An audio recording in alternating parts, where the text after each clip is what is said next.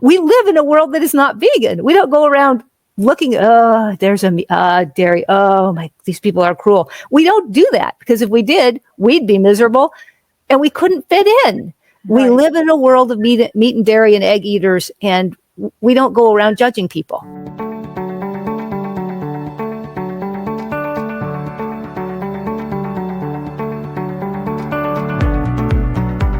Well, I have to say, this is such a treat to one more time be talking with Lisa Kemmerer, who is the author of AMORE Vegan and AMORE. Excuse me. I should know this by now, good. Because I've talked to you so many times, and I just love your information. And V-Lynn, I know that you've done your research on Lisa, and what do you think about this woman who's doing some amazing stuff in the world?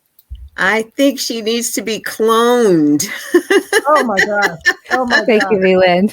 Thank you. So great how work, are you, Lisa?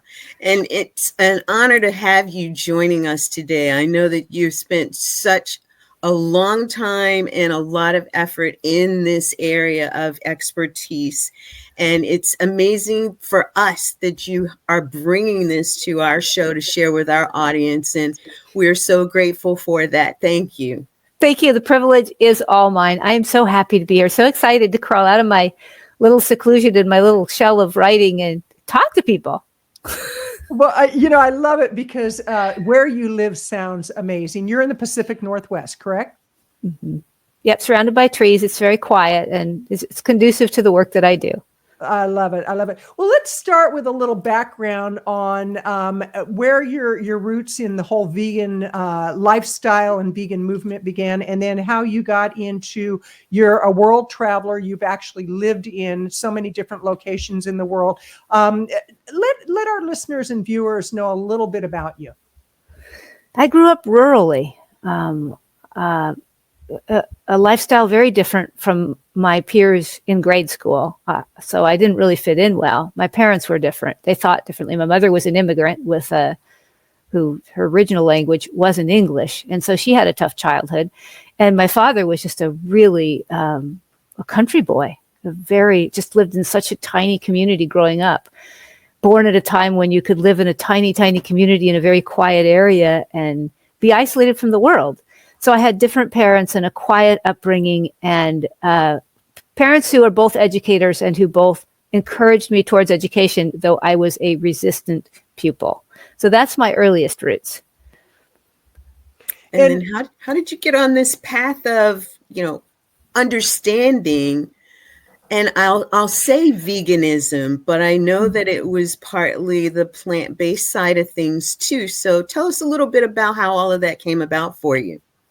My sister, my big sister, who is a reader, whereas I'm really not. So she was informed on the movement and knew what was going on. And we were very close. She was my closest friend she has been through my life. So talking with her, and she would tell me what was going on. And one day she gave me a downed cow flyer from PETA. And that was the day I started changing my diet. And it was, I guess, sometime in the early 80s. So it wasn't like you could just go to the internet and find a vegan website.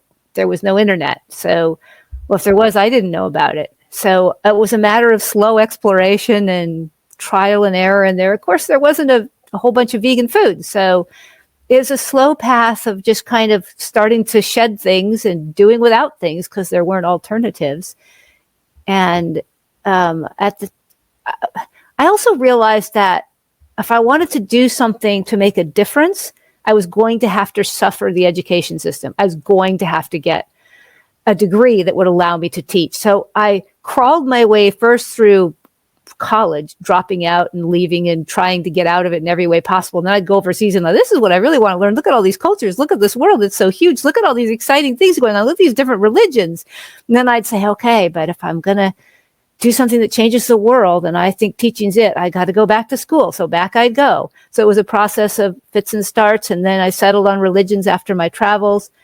And I went up and was teaching in Anchorage. And I'm like, I love this. I'm going to have to get a doctorate. And I'm like, oh, it's going to be awful. All those years of reading, what am I going to do? The whole world is so beautiful and I'm going to be sitting reading. So I thought, well, if I go somewhere else overseas, So I studied in Scotland, so I'd have an exciting experience that would keep me happy while I was studying. And I was also propelled into that by an experience in Anchorage. I was singing in a choir, and the sopranos had to wear dresses. And I was like, why should I have to wear a dress to sing? And I was uncomfortable with it, and it bothered me. And it became this huge discussion in Anchorage. It was front page news in the newspaper that I didn't want to wear a dress. And so anyway, it became quite an issue. And I was convinced after I left there, okay, I need to learn more about this kind of oppression. I need to learn more about what's going on in this world. How can they make me wear a dress? How is that possibly fair? So anyway, that helped propel me into my graduate studies, where I decided I was going to look at not just animal studies, but I was going to look at intersections, the places where there were interfaces with these other topics. And sexism was one of them. The environment was another, and religion was the third one. And then the fourth was straight up the philosophers in animal studies. So that's some of the background that just kind of shoved me along into the direction that I ended up going. Well, I do know that you spell animals as ANYMALS, and which I find very fascinating because there's a reason behind it, which has to do with the fact that it's all sentient beings under one umbrella. So talk to us about that, if you will. So when I was a kid, and this, again, it goes back to my childhood, that I learned that animals included human beings. And I'm like, that's not the way we use the term. And I knew there was a problem there. I thought, why are we pretending that we're not something that we are? Why are we excluding? And now I know the word is othering. Why are we othering all these other species? And I came to see that it was linked with the oppression, that we could push them away. They are not us. And then we can treat them differently than how we'd want to be treated. So when I was a kid, I came up with the word animal by way of talking about every other species except my own. I'm an animal, but if I'm speaking, I can use the term animal, and I'm talking about all the other species except the one that I'm part of.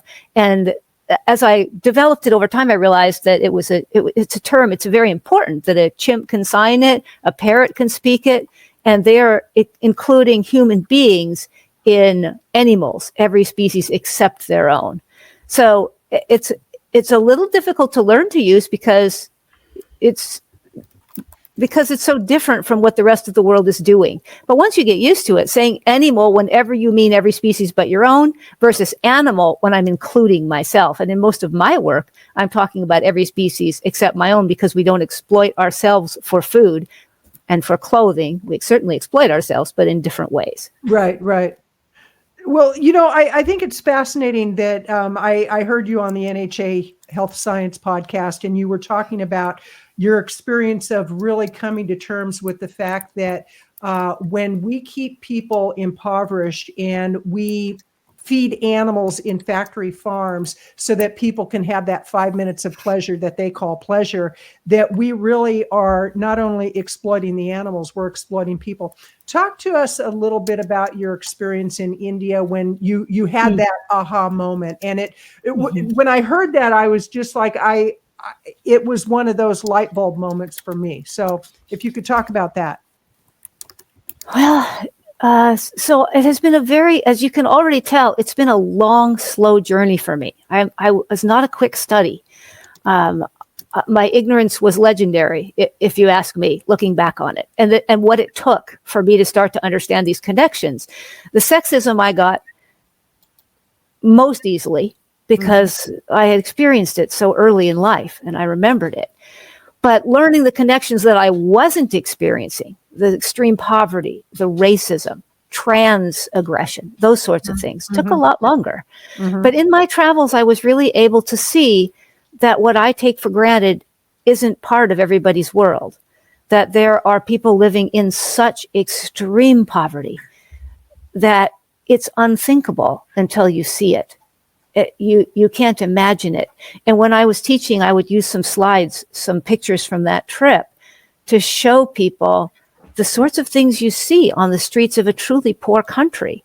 And that when we waste, that when we consume more than we need to, as we do whenever we eat animal products, we both waste and consume more than we need to. When we're doing that, we are contributing to that world hunger, because it takes so many more resources to feed cows and chickens and turkeys and pigs than it does to feed human beings. And then through scholarship, and this is why the studying was so important in the end, whether I liked it or not, to do some math and some equations and figure out that one person in India can live for can live for a year on what a dairy cow consumes, the grain that a dairy cow consumes in 1 week. 1 week versus 1 year. And you come up with this idea that, so how can that be right? How can that be okay for me to be drinking milk or eating ice cream or eating cheese that requires this kind of grain consumption, while other people simply don't have anything to eat? They're begging on the streets and they're hungry and their children are hungry. That's incredible. Totally incredible. And, it takes me to some of the things that I read in your book, Amore. It's an ethical look at what it is that we as humans are doing to other species. And, I'm curious. I love the book. I love the way it was written, the 5 reasons to choose vegan. Tell us how you got to that. What prompted you to write the book? How did you come up with the 5 reasons? Tell us a little bit about that. This is where just being in the movement a very, very long time, comparatively speaking, it's a young movement. And having been in it now, I don't know, something like 40 years as an activist and then eventually as a scholar, I've just started to connect all these dots and start to understand that there are different reasons to go vegan. And it doesn't matter which one you choose. You're helping all these other causes every time you make that choice. And as a teacher, I had to figure out how to convey this information to my students. And that's where I started to streamline it. How am I going to remember it? Especially as I started to age. There's 5 things and I get up there in front of the class and some of them break down. So the oppression then breaks down to a bunch of other categories. So I needed tools to help myself remember them. And Amore then is the culmination of all those years of how to put this into simple language and how to convey it to others, where in a succinct way, a clear way, and hopefully through using the acronym Amore, a way that is easy for other activists to remember so that they can talk to people where they're at. So if somebody's interested in the environment, you talk about the environment. If somebody is interested in women's studies or sexism, you talk to them about the links between what they're eating, animal products, and sexism. And if somebody's worried about poverty and human exploitation, they can understand that if you're eating dairy and eggs and flesh, you're contributing to that with every bite. I'm gonna push back just a little bit on that, because I hear you and I understand that, and yet when I hear people say, "Oh, I don't want to know about factory farming. I don't want to," let's say that they're eating bacon and they might something might be said and they're like, "Oh, you vegans are all alike. You're just jamming it down our throats." How do we educate people? Because I get what you're saying. I agree with what you're saying. And yet every time I go to the grocery store, I see these people that obviously are very unhealthy. That's one issue. And they're very unconscious around what they're consuming. Yes. They're just piling the meat into the dairy into their cart. So where do we even begin, Lisa? So often when I was out walking at where I worked in Montana, I would see people running, trying to get weight off. And I knew they were eating cheese. And I wanted to say, wait, can I tell you something? But you can't do that, right? They're not interested. So the most important thing is the people have to be ready. And if you want to hear pushback, you got to hear my students go. So people have to be ready to hear the message. And then you have to approach them where they're at. You got to say, what interests this person? And they have to open the door. So I have a friend here named Jo, and we became friends after my mother died. The compassion in her heart, she just wasn't going to leave me alone in my volunteering at Pause. And whenever I showed up there, she was just there. And she normally just went for a short period of time. She stayed. She stayed all the hours that I stayed. If I stayed late into the night trying to get ready for their garage sale, she stayed with me. So her heart and her compassion. And then maybe 2 months later, she said to me, "I just can't do without the cheese." And I'm like, how'd we get here? So she knew I was vegan. Apparently, she'd bring something, or there'd be something I couldn't eat or something, but I chose not to eat. Correct. Clear in my language. I need to be clear with my language. Correct. So then I said, let's go shopping. So it's an example of not pushing. And you're right. Vegans always get tagged for pushing things down other people's throats because we know something so important to their health, to the world, to poverty, and to animals. So yes, of course, we're busy trying to get the message out there. But two things. We have to wait until they're ready, and we have to talk about what they're interested in. And the third thing I'd say is when somebody asks you, always say, you asked me a question, do you want me to answer it? Because if you don't say that, they're going to come back and say, you're always bringing up that subject. So double check to make sure they want to hear the answer. I love what you just said about you're always bringing it up because we can say it once in a month and that's all they hear is that one time. So yeah. Remember that it's ethics, that by being vegan, we are telling others that our ethics don't accept what they're eating. And when you look at it that way, you can understand that they feel like we're judging them as eating something that is completely immoral, unethical, cruel, unacceptable. And they're right. Well, but what they don't realize is that we live in a world that is not vegan. We don't go around looking, there's a dairy. Oh my, these people are cruel. We don't do that because if we did, we'd be miserable and we couldn't fit in. Right. We live in a world of meat and dairy and egg eaters, and we don't go around judging people. Well, okay, you got to speak for yourself because I told B. Lynn once my religion is judgment, and so I'm always in my religion. No, just I do want to get back to the part of religion in your book, but B. Lynn, wait, let me say something, Kathleen. It's so true that when we're new vegans, we do that. We really do. We go around, oh my gosh, I got to change everybody, and oh, how terrible, and oh, if I could just get the word. So it is true that especially when we're new vegans, we can be a little missionary. That's my whole life. It's not just about vegans. New vegans tend to express that judgmental perspective. As you get seasoned as a vegan, you learn to think it versus saying it. And then you're able to, in my opinion, think about what it is that you are going to say. So, Lisa, some of these suggestions are really valuable and valuable for our audience because I think vegans want to know, how do I talk to other people and not feel like they think I'm judging them? How do I plant the seeds that help them to one day open up to, that's what Phelan said to me a month ago. Maybe there's some credibility to that. Yes, that's right.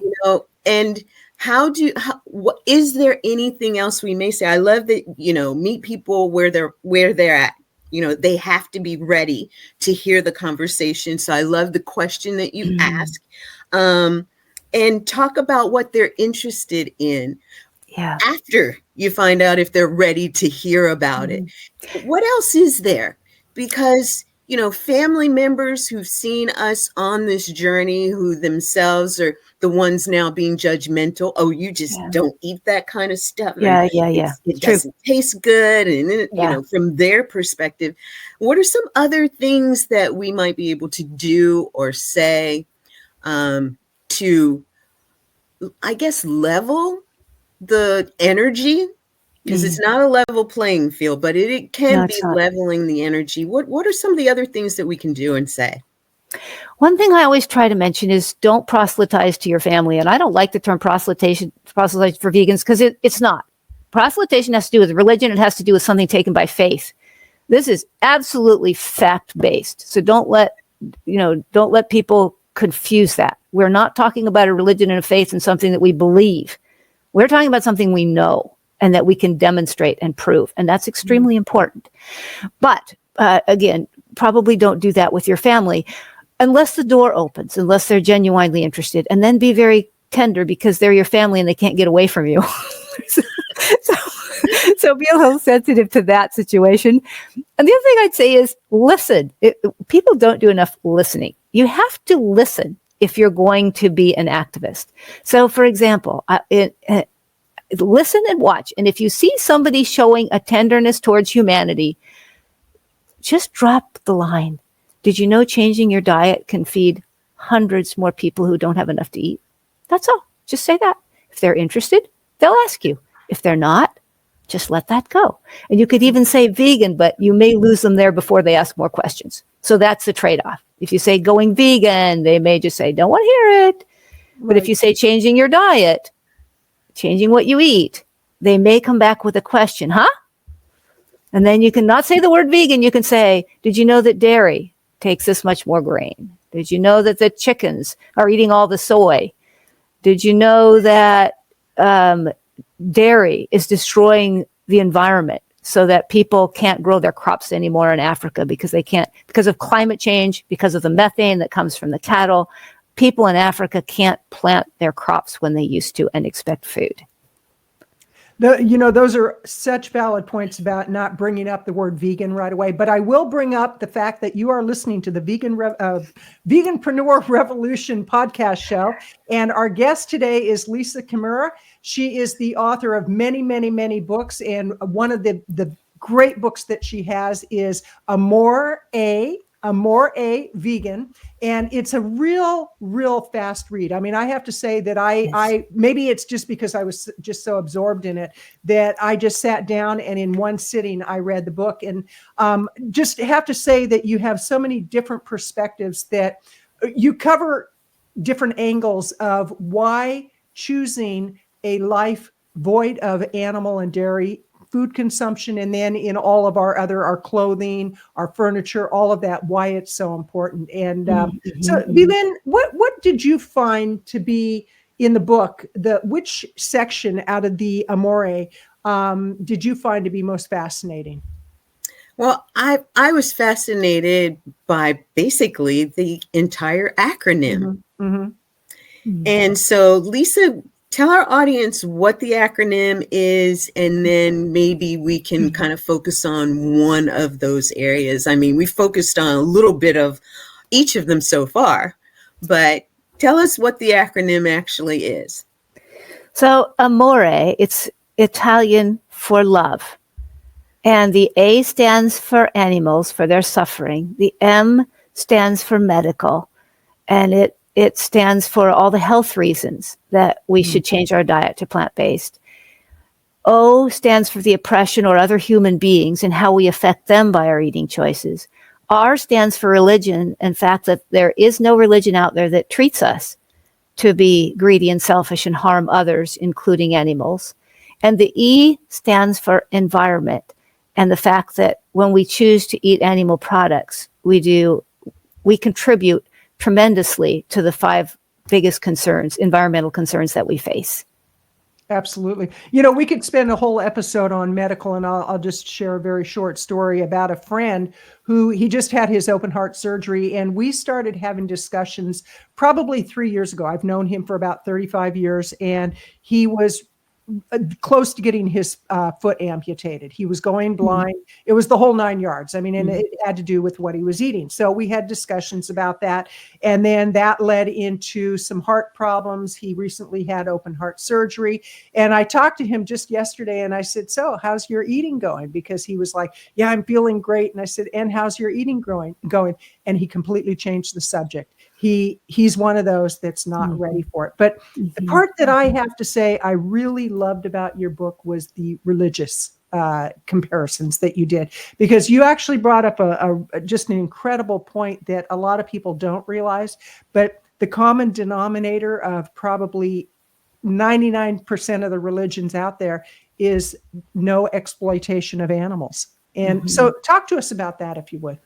Compassion is so core to religions. There is no religion that teaches cruelty. It's, who's going to argue with that? It's kind of common sense. And there's something I've never had my students argue with. They agree. And most of my students were Christians. And what I realized from being in this movement is that for so long is that we have rejected religions, that vegans tend to have rejected their religion because their religion rejected them. Because they don't care about animals and they aren't vegan, and there's no vegan accommodation for vegans for years, for decades. I'm sure it's changing somewhat now in some places, in some religious institutions. But I understand why most vegans simply walked away from churches and wanted nothing to do with religion. There's a certain entitlement and an arrogance that goes especially with Christianity in the United States, and yet an unwillingness to consider something that is so obvious that they need to consider. So I understand why vegans have distanced themselves from their own religions. But what they're missing out on is that I would argue, I don't know, I've given Amori 5 good reasons, 5 good ways to talk to people. But in my experience, religion is the strongest. And there's a reason for that.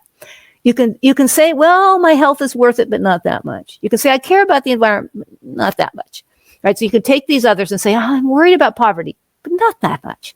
But when it comes to your religion, when it comes to your eternal salvation, when it comes to what's going to happen to you after this life with the Almighty. So for people that believe that, you have something here that they can't say, well, I care about my religion, but not that much, right? Very unlikely. So when I was talking to my Christian students about the teachings of Scripture that are clearly against what's going on, it has to be 2-pronged. You have to explain to them what's going on in the industry, what you're doing to the environment, what you're doing to other human beings, what you're doing to your own health. And they know their religion doesn't support that.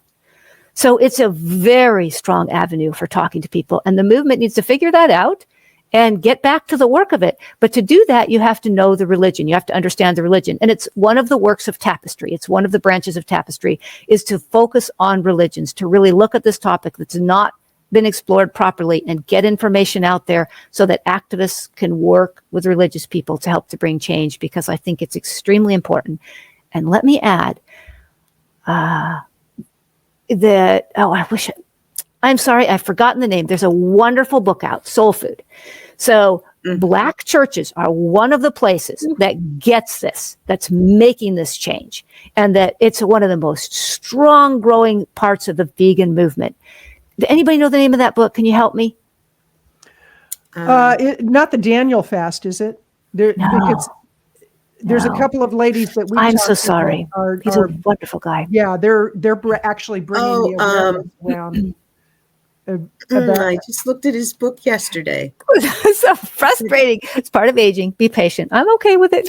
No, we're not accepting. That's like me yesterday. I worked in the yard for 6 hours picking up trees that got done by the ice storm, and my wife said, "Yeah." I go, "I'm too old. I can't do this." And she goes, "I'm not letting you use age as back out there."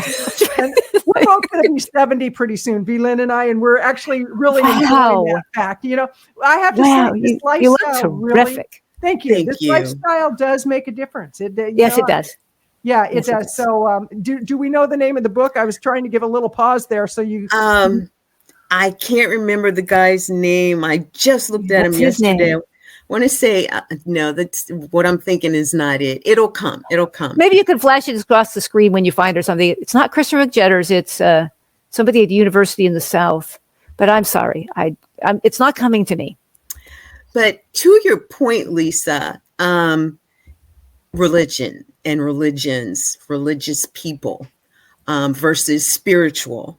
And I'll go to that in a minute. And I don't want to leave the medical because I've got a question for you there too. But if we look across religious cultures at the way that people are now, you have more people who are obese and suffering with comorbidities that, being in this space of religion and studying the Bible and teaching the word, how is it that this is, well, I don't want to say how is it that this has happened, because I know it's a matter of the food industry and the money that they have to just distribute their propaganda and have people believing that, milk does the body good and stuff like that. But how can we make a bigger difference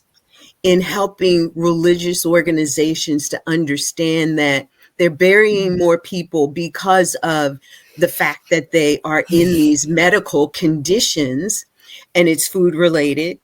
And then, in your studies, how have you seen some of the people who are making inroads? You mentioned about the African American churches, which I think have not made a dent, honestly. and need so much more. What can we do to open the door? I mean, Rick Warren's church, Saddleback in California, was the first to really look at the Daniel fast and do fasting the way that they did. They had some amazing results, and people think that, you do it one time and you're done. And that's not the case. You don't do this lifestyle and you do it for a day and then you're done. How is it that we can bring about more understanding or more education into this environment of religion? I think the first thing is to stay with the religion that you were raised in. Don't abandon it. You can't work from the outside nearly as effectively as you can work from the inside. And then if every vegan who's out there would stay with the religion of their family or their neighborhood, or pick one and show up and be part of that, and then talk to the pastor, talk to the priest. Churches are desperate now for congregations, especially the small ones. They are having trouble keeping the numbers, and their populations are aging. So show up, be there, talk to them. I think as an outsider, we have very little traction. But I would say the other thing that we can do is talk to our friends who are religious and remind them that God created a vegan world, that Christianity is about love and compassion, and make inroads with our religious friends. So I think those are the two most fruitful avenues that we can take. And I just will say, always be respectful. Never use someone's religion. Listen, be kind, be sensitive to their faith, and be always respectful. Great recommendations. Thank you for that. And, looking at the medical side, almost 60% of the U.S. population is obese. And that takes into account a lot of these religious people. But the education that we have gotten just has not supported the direction that we've been going in, or it has supported the direction we've been going in. It's been downhill. Yeah. And, it's like turning the Titanic, yet we can do so much more effectively. Give us some ideas about how we can do that from your perspective. Again, setting an example. When you're eating with others, when you eat out. My friend Joe that I mentioned and I are just trying to plot how we're going to work to bring some change at the restaurants in the area so that they offer vegan options. So that's one avenue. One of my closest friends is working in Anchorage, and she does a competition between restaurants for vegan dishes where people show up and eat the food. So it's a way of really generating some interest in the younger population is vegan. They want places to eat out, restaurants, and they do it during the slow months. They do it when there's the least business. Like, I think it's February. I think it's now when people kind of hole up in the cold of winter, not in the summer when tourists are zipping around, and having a competition and encouraging them to put on a vegan food on the menu and let customers try it and vote and have all sorts of different categories so that, you can win for having the spiciest food or the best pizza or, different categories. So that's one way, is through activism. With our friends and family, don't tell them you're feeding them vegan. Just feed them vegan and then let them know later. Make them something delicious. Find out what they can and can't eat, what they do and don't like. Make a meal, invite people over. And then later, after they've said they like the food, then you want to at some point say, that was vegan. And then you can maybe mention one of the reasons that you're vegan. That was vegan.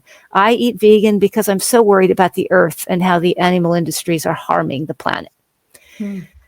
So that's another thing you can do with diet. What else? Working with school programs is one thing that people are doing. But for most of us as individuals, I think it's going to be through our friends, through our contacts. And a really, really fun thing to do, and I've been doing it since I was a teenager.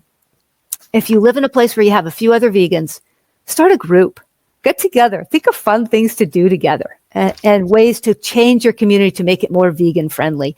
And it's a way to really make bonds that last a lifetime with your vegan friends and do something that's meaningful and get out into the world and grow and learn. And after all these years of being a vegan and doing activism, it's what's made me the scholar that I am. It wasn't reading books. I mean, it helps.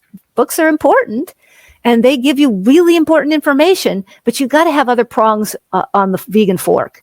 And one of them is getting out there and doing some work with people to try to bring change. I love that. And I love the fact of starting a group. We have a friend who also is a client, and Linda Middlesworth. She started a vegan society group in Sacramento a few years ago. There's over 5,000 members now, and it's a meetup group. And and so they have get-togethers. And Chef AJ lives in the area. Tom and Tammy Kramer live in the area. I mean, some real influencers in the vegan movement, and they do it all through this meetup group. So great recommendation. And Lisa, how do people get in touch with you, and where do they find your book? And give us a little information on that, if you would. LisaKemmerer.com is probably the easiest way to find me. If you can remember my name long enough to get it in there. And there you could go to the publications, and all my books are there. And Vegan Tapestry of Peace. It has two different names. The person I worked with initially wanted to call it Vegan Tapestry, and I wanted Tapestry of Peace. And now I'm switching it to Tapestry of Peace because it's very important, I think, to have that bigger view. And I think vegan is too narrow. It's just too narrow. And I think it's going to close doors rather than open them. So tapestryofpeace.org. Okay. Thank you. Thank you. And thank you. In closing, I know Vylin has a whole bunch more questions, so we're going to have you back, because I would love it. Any one of the letters and really dig deep. The one that I'm most interested in, again, is the one about religion and the one about medical. I mean, I think it's so sad when you see young people today who they're not being given a fair chance at life, and then you look at the mental illnesses that are caused by the foods they eat. And, there's such a strong connection. And if people would just connect the dots and follow the breadcrumbs, if you will, or the meat crumbs, I should say. Because it's sad when you think about all the school shootings. And I mean, we could go in so many different directions, and it just, there's an urgency to what we're doing. So yes, there is. As we wind this down, your final thoughts for people, and then I'll ask Vylin to give her final thoughts and ask her final question. I had one more question. Oh, let's do that. Okay, let's do it. The medical. As we're looking at, I believe that there is definitely a place for Western medicine. And I also believe that Eastern medicine and the Eastern philosophy of healing and just health in general is so dynamic. And in your book, the one thing that we haven't talked about today is about the science, where the, Eastern and Western medicine meet. You talked about intersections. What's your take on the intersection between what we can do for ourselves, which is beyond Eastern medicine? I think it's just the all natural versus what we're able to do from the synthesized side. But science is, I think, where it meets in the middle. Talk to us a little bit about what brought you to bringing that science into the medical piece in such a clear, concise way. I'm so happy that you asked that question. I say I have been recalcitrant. I've been difficult. I've been drugged to the table of interfacing problems with heightened ignorance. So I had a friend in the movement who had, and I never asked her, something medically wrong. And from her, I learned that touting endlessly how vegan food can keep us perfectly healthy is mean. It's unkind. She's never going to be healthy. There are medical problems in this world that being a vegan is never going to change. So I think that remembering that with our activism is so important. I will never forget that, having learned it. So that's just something, it's an example of something that's kind of been marginalized and sidelined that we don't talk about and we don't say, but we need to. The vegans can't restore their health when they have something wrong with them that nothing will change. So being sensitive to that, that's the first thing I would say.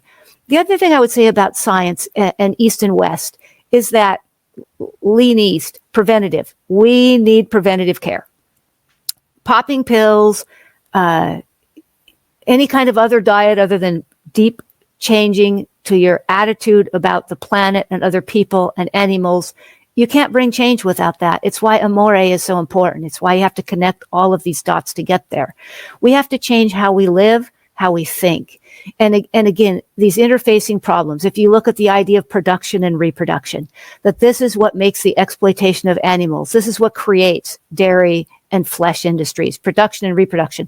And then it gets pushed on people so that you have to have babies. You can't be trans. You can't be gay. You've got to have a partner and bear children. You got to put butts in the pews and boots on the ground.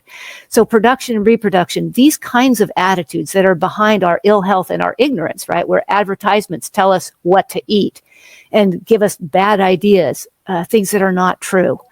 So we have to have a deep change. And I think looking at some of the authors from Eastern writers, one of my favorites, Peace is Every Step by Thich Nhat Hanh. So Zen Buddhism, helping us to really look at how we live, slowing down, pausing, being kind. A phrase from that book, when people are arguing and fighting, he says, when your lettuce doesn't grow, you don't yell at the lettuce. So when your relationship isn't working, don't yell at each other. You need to give it water. You need to treat the seeds as they need to be treated. So really thinking about the bigger picture and deeper and getting under our lives and our problems in our life to bring peace to ourselves and our world. And peace truly is part of the whole medicine theory of Absolutely. Food and lifestyle as medicine. I love that, Lisa. Thank you for that. And if you would, I'm complete for now. Like Kathleen said, we'd love to have you back on again. But what are some closing thoughts that you'd like to share with the audience?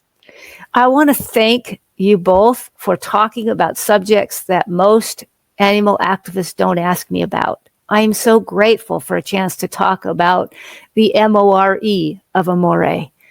It's very important to let people know, especially those who are hedging about going vegan, that when you go vegan, you do so much good. Even if it's unintentional, you're helping all 5 of these categories just by going vegan or even just tending vegan. So thank you for that. Our pleasure. Thank you. Thank you for being here with us today. This has been an amazing conversation. Thank you.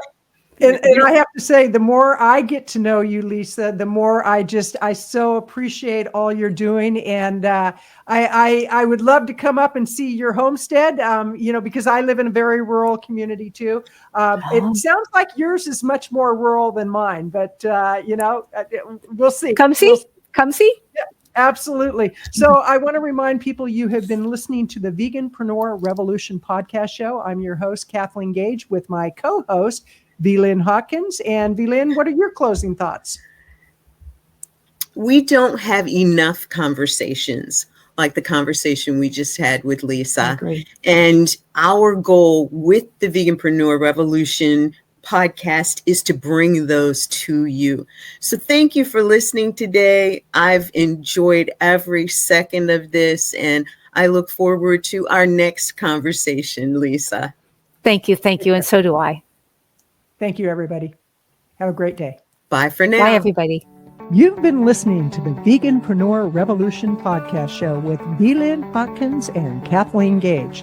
Be sure to leave a review, give a thumbs up, and subscribe to this channel. And visit our website at veganvisibilityproductions.com. That's veganvisibilityproductions.com. Have a great day and live healthy.